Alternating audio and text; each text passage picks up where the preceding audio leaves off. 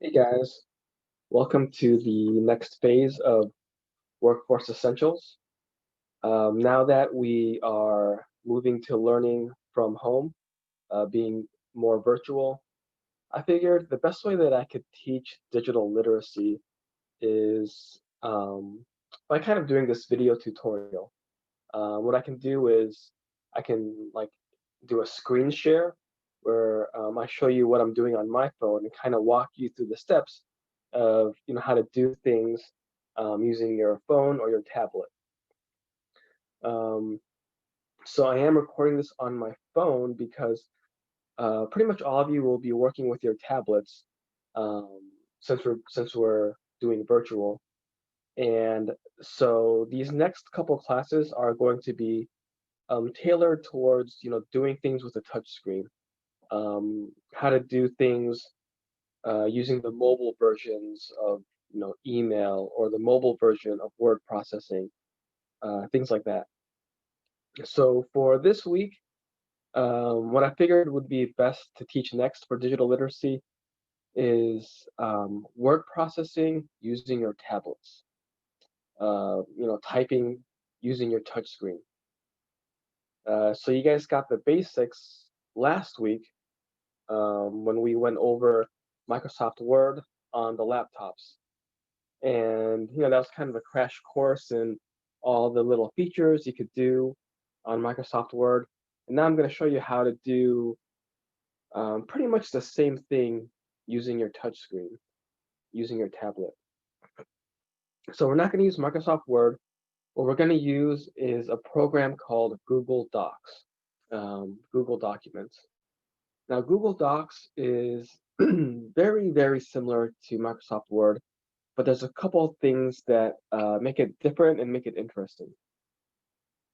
Um, Google Docs is different because, first of all, it's free, which is great. Some of you might know by now that if you buy a laptop, you get a trial version of Microsoft Word. Um, and then usually it's like a 1 year trial, which is not bad, but eventually you'll have to pay for Microsoft Word, either buying like an older version of it, or the current version of Microsoft Word is like a subscription plan, something like $10 a month, $20 a month, which is pretty much a ripoff. I don't suggest that for anyone. So that's why a lot more people are switching to using Google Docs because it's free. Now, the other cool thing about Google Docs is that it is cloud computing. And what I mean by cloud computing is you don't have to install anything, right? So traditionally on a computer, you would have to buy the software and maybe it would come in a disk, but these days it would come in a download file. You would download the setup file, and then it would take a few minutes to install it onto your computer. Now with what's called cloud computing or cloud processing, um, the app is available online. So what that means is all you do is you type in the address, and it's like the app exists virtually. You just type it in, and you're just ready to start using the app. One thing that we will do is we will install the Google Docs app on your phone just to make it easier to access. But again, you don't need the app. You just type in the website, and it's just ready to go. So I'm going to show you how to do that right now by turning on my screen share. So I am now going to share my smartphone screen. Cool. And what you guys are now looking at is actually my smartphone. So to start out with, um, I'm going to go to Google Chrome right here to go to the internet. And on my browser, on my address bar, I'm going to type docs.google.com. See that on the top? So docs.google.com is where you go to access the free word processing.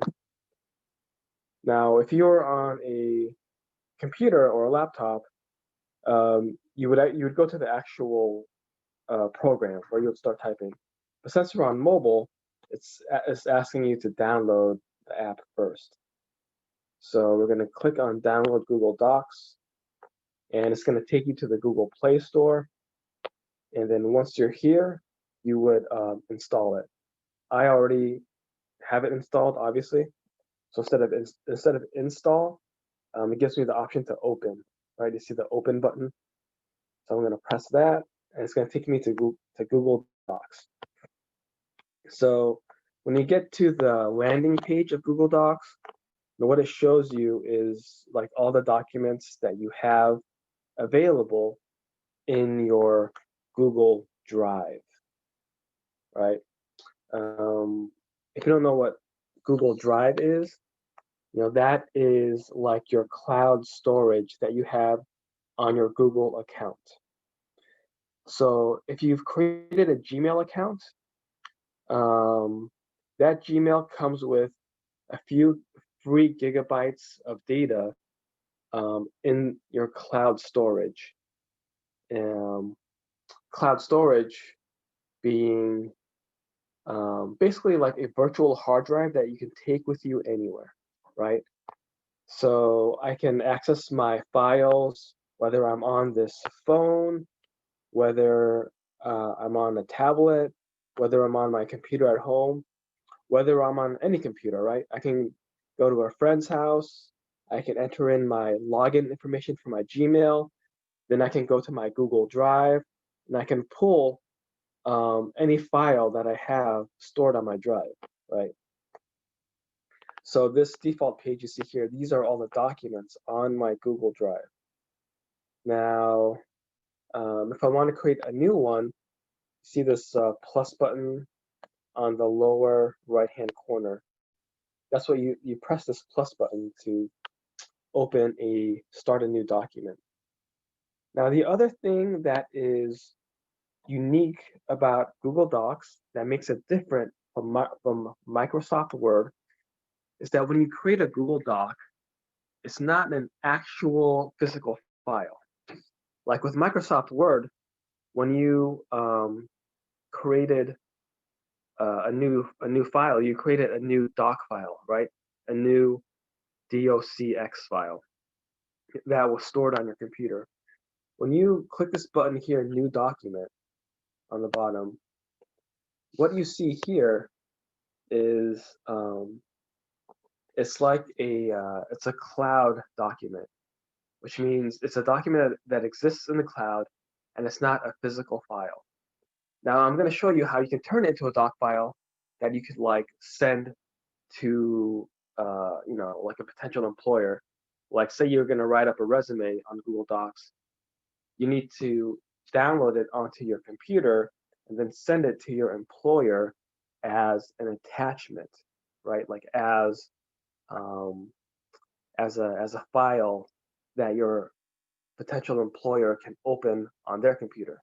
So I'll show you how to do that later. But first of all, let's look at this basic layout. So if I just start typing my name, then maybe I'll do Amos house, address, Pine Street.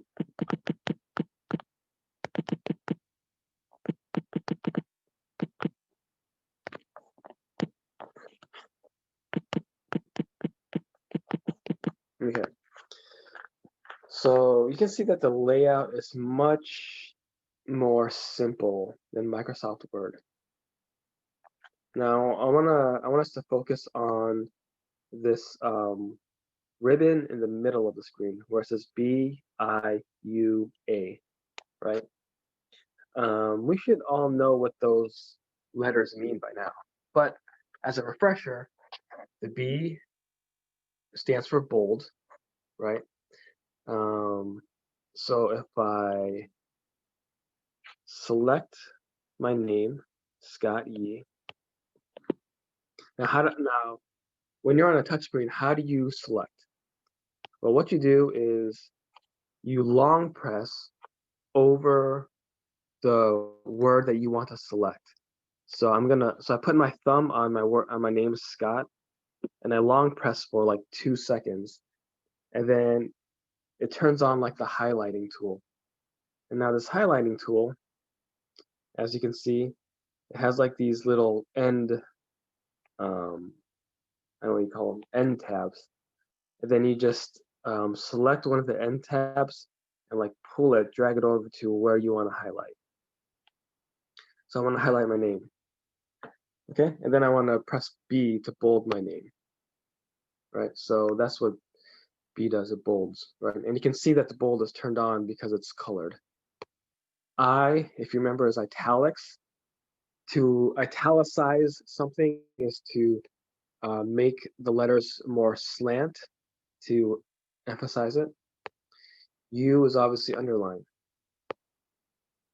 This A here with the color bar underneath it is changing the color of the text.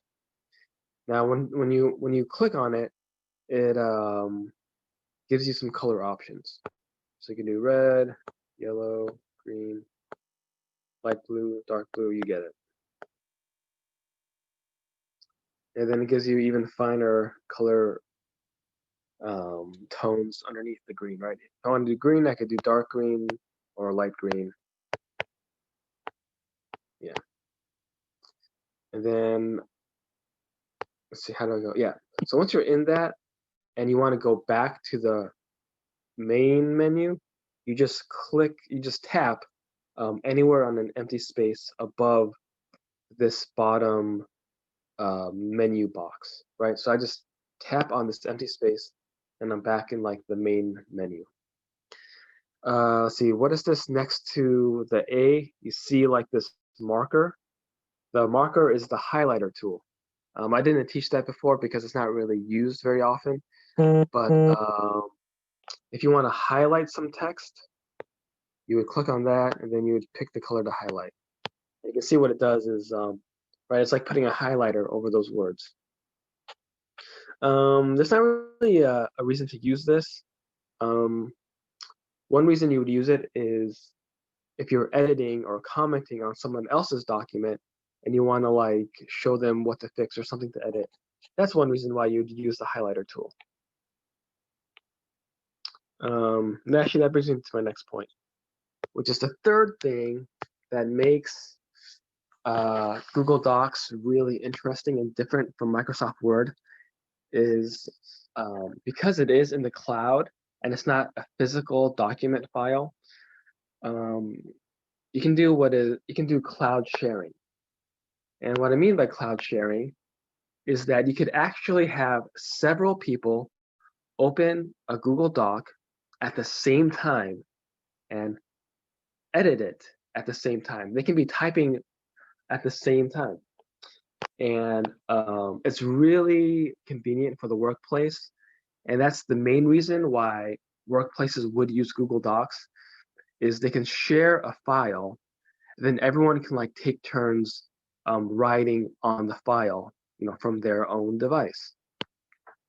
So we do this a lot at Amos House actually. Like, maybe we'll have a document where we brainstorm ideas. And everyone just types their ideas like one after the other on the same document, and we can all see it. So that's one really convenient thing with Google Docs. Now, if you wanted to share, if you look at the top, you see this person with the plus sign. That's how you would share. You would click on that, and then you would write in the email addresses of like other people you wanted to share your document with. Okay, so after you've created a document and you go out of the document, you see you have these, you go back to your list of files. If you want to go back into it and edit it, you click on the file, and it just shows you it. It's in a reading mode. You can't, if you tap on it, you have to tap on it to start editing it. Or I can click on this pencil on the bottom to start editing it again. Now, as you saw, the name of this document is untitled document. To give your Google Doc file name, all you do, right? Google is pretty intuitive. All you do is you click on the title, untitled document. If I click anywhere over tap. If I tap anywhere over untitled document, it pulls up the option to rename your document. And now I'm going to rename it to sample resume. Okay. All right, now the name of this is sample resume. All right, so let's go back to editing mode. Okay, so I showed you the different typing tools. Now, next to the highlighter tool is our alignment tool. You guys remember alignment? If I tap on the alignment tool, it gives me the options of what I want to do. Do I want to left align? Do I want to center align? Remember that? Do I want to right align? Or do I want to justify? Remember, justify doesn't look like anything right now, because if you remember, justify is the tool that lets you stretch your sentence to both ends of the page, right, to make it look like a nice, neat column of text. We don't have enough text to do that, so that's why the justify doesn't look like anything. Now, if I were to make a resume, I would want to do center, right? So I click on the line that I want to be centered. I click on the alignment tool, then I click over the center, right? So let's continue typing. If this was a resume, I would also put in, what else?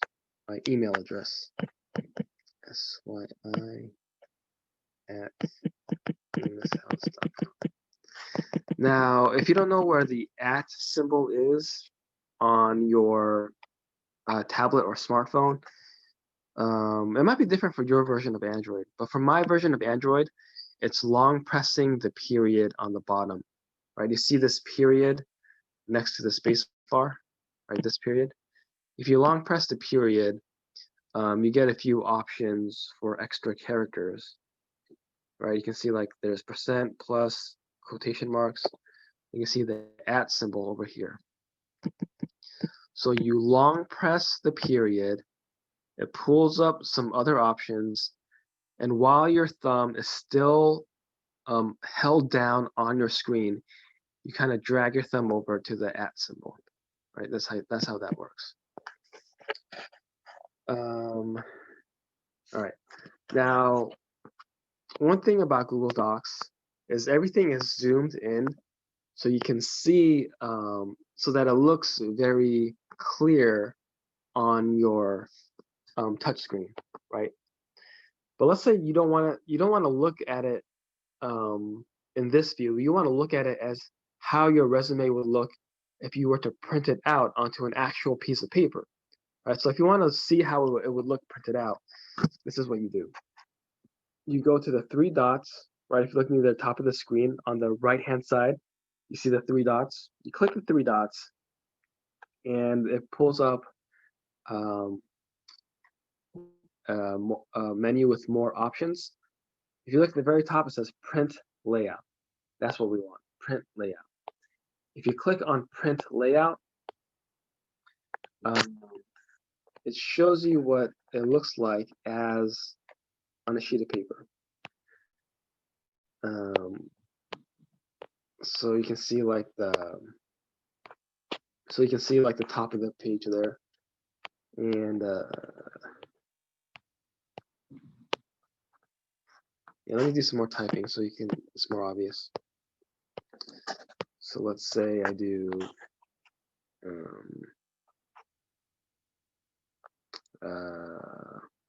let's say I was to put in work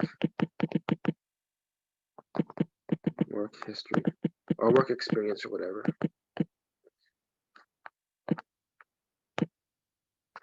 Let's see if I did work history, and then let's say the name of my company, Amos House. Put in the location of my company, Providence, Rhode Island. And then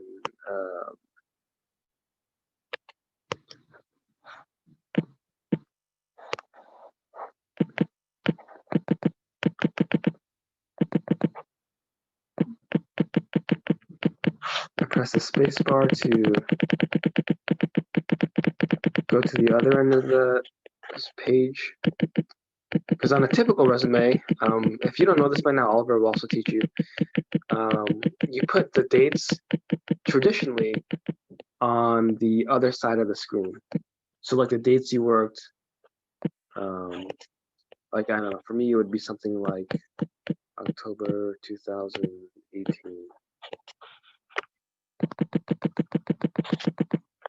to present. Now you see how when you type, it goes over the end of the line and it spills over to the next line. So what you want to do to like get it to fit on the end of the screen is you use the backspace, right? Backspace on your smartphone, on your tablet, is that arrow next to the M. So if you look at the bottom of the screen and you look at the M, you see that arrow, that's backspace. So I'm going to keep pressing backspace as it pulls my text back up. Then I'm going to press spacebar to push it a little bit further till I get it right at the edge of the right-hand margin. You see? So that's how that works. I don't know why that period is there. That's annoying. Okay. And then after you put in the date that you worked, you would put in your job title. So for me, it would be literacy instructor. And then you want to do something to make it look different from the rest of your text. So for my job title, I'm going to do italicize. For the name of the company, I'm going to do bold. Go to the next line. I'm going to turn off italicize. And here on your resume is where you would put in like the tasks that you accomplished while you're at that position, right? For a list like this, you would use bullet points. And where's bullet points? Right? If you look in the ribbon in the middle of your screen, it's the next tool, right? So you saw like there's the text color, there's the highlight, there's alignment, and the last tool right here is bullet points. If you click on bullet points, you can see the options for bullet pointing. There's the normal bullet point, there's the numbered list, and then you see this here with the arrows on the very end. This is indent. Remember how we talked about indent on your keyboard laptop? To indent, you would press tab, right? But there's no tab button here. Instead, you would press this button. This is the indent button. You can indent it towards the right or indent it towards the left. So then you would type in something like, for me, taught GED level classes. Press enter to go to the next bullet point. Tutored adult students with their, reading and writing skills. Something like that. So now we have the beginnings of a pretty good resume. So you can see, even on a small screen, even on a tablet, even on a smartphone, you can write a resume. Now, one thing you'll notice is on this quick menu, this ribbon with the B and the I and the U, these are the most used options. But let's say you want to do more options. Where do you find the more options? Well, the more options for editing or typing is actually, there's this top menu, right? You see there's this check mark, there's the undo. Remember the undo button? You have an undo button, you have a redo button. Next to it is this A. This A is where all your other typing options are found. So if you click on A, now it pulls up more options to edit. Now, instead of just bold, indent, underline, you can see style, you can see font. This is where you would change the font, the size of your text, if you want it bigger or smaller. And then under the paragraph tab, so under text is like changing the font, the look of the font. Under paragraph is moving your text around. Line spacing, if you don't know what line spacing is, that changes like the space between your sentences. All right, so let's say I wanted to make the line spacing even bigger, right? I would highlight this, I would tap A, I would tap paragraph, then I would change the line spacing, right? So as line spacing goes up, the spacing goes up.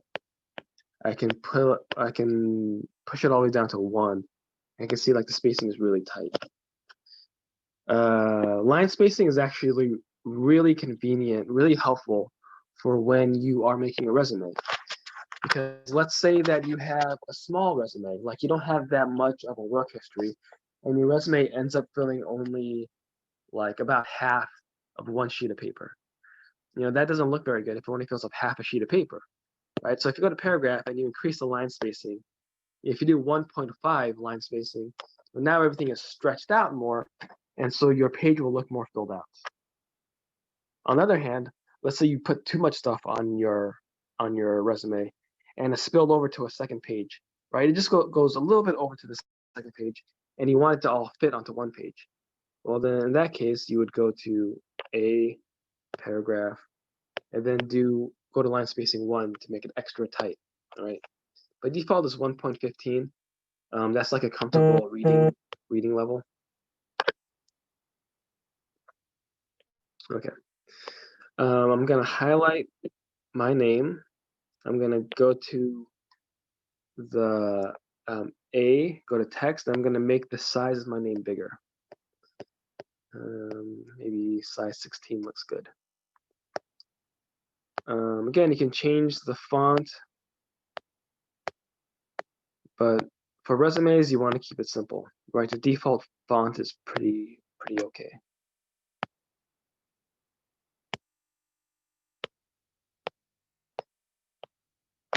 Okay.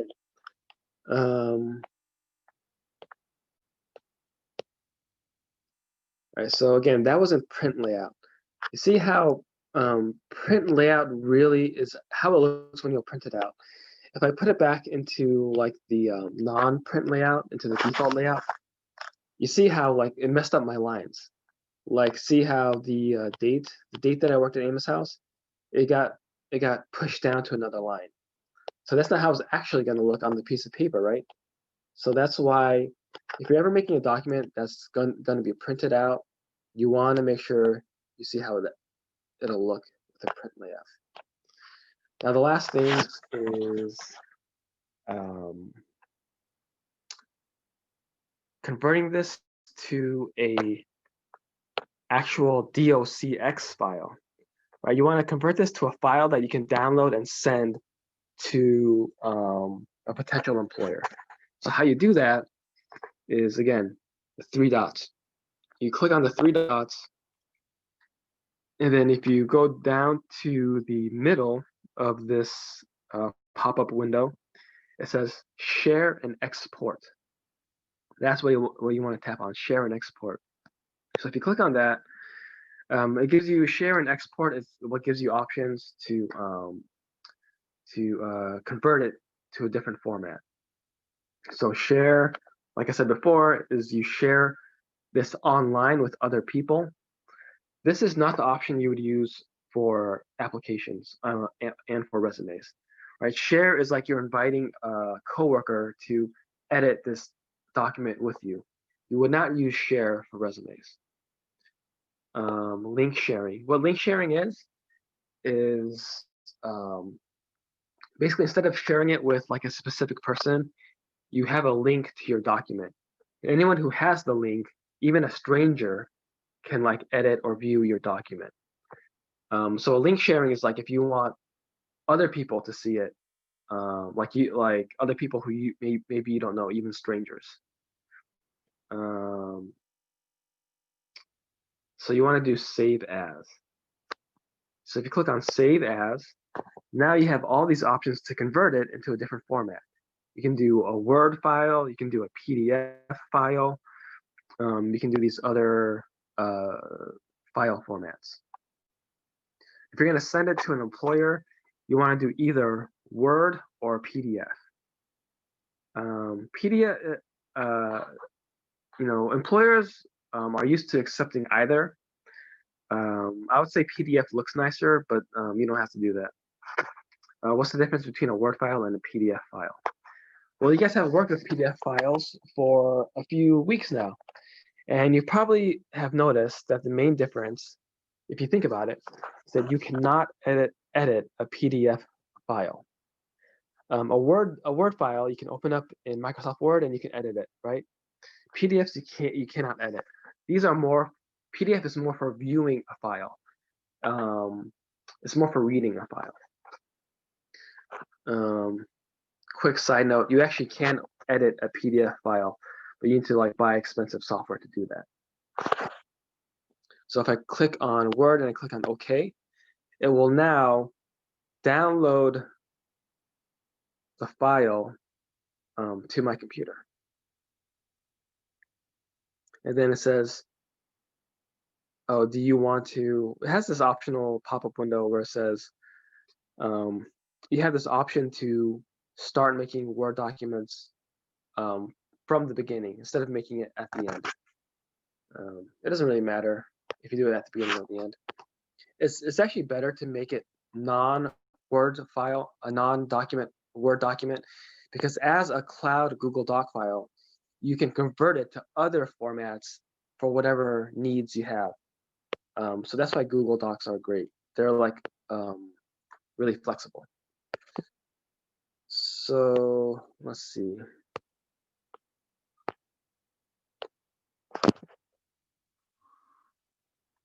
So I think if I were to make an attachment, let's see if I can find my file. Documents.